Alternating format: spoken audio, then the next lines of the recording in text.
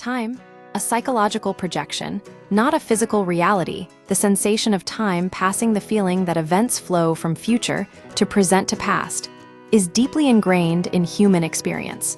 We speak of time flying or waiting for no one, as if it were a tangible force. However, this perception may be less about an external truth and more about how our minds interpret reality. Philosophical and scientific inquiry suggests that time, as we experience it, is not a fundamental aspect of the universe, but rather a psychological projection. Ancient skepticism and modern physics, the questioning of time's inherent nature isn't new.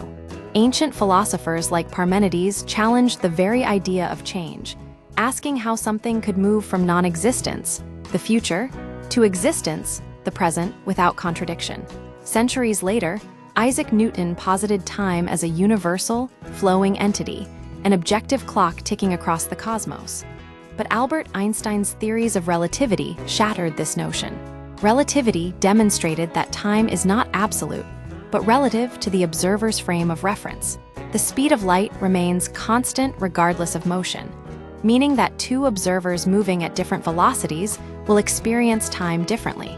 A lightning strike simultaneous for one person may occur at separate times for another. Neither is wrong, only differently positioned in spacetime.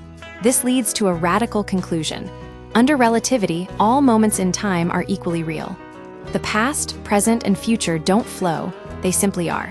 This concept, known as eternalism, is widely accepted in both physics and philosophy. If nothing fundamentally changes, then the sensation of time passing must come from somewhere else. The illusion of passage. Projection, not misperception. One common explanation labels the passage of time an illusion, implying our brains are simply fooled. However, a more accurate framing suggests it's a misconception, a cognitive error, in how we interpret experience. Consider color. A rose isn't inherently red. It reflects light at a certain wavelength, triggering a visual experience we label redness.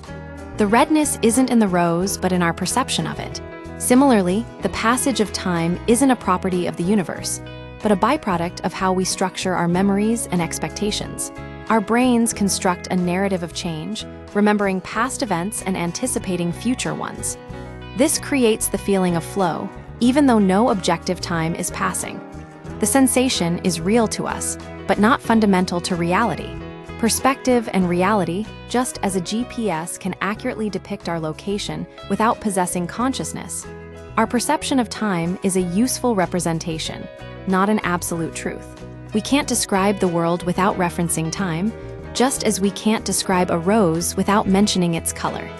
However, confusing our perspective with reality is the core error. The passage of time is inextricably linked to how humans understand and experience the world. Any description of reality we construct will inevitably be filtered through our subjective perspective.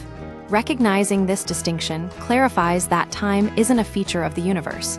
It's a feature of our minds, an indispensable tool for navigating existence. Ultimately, the belief in time's passage is not a misperception, but a necessary projection.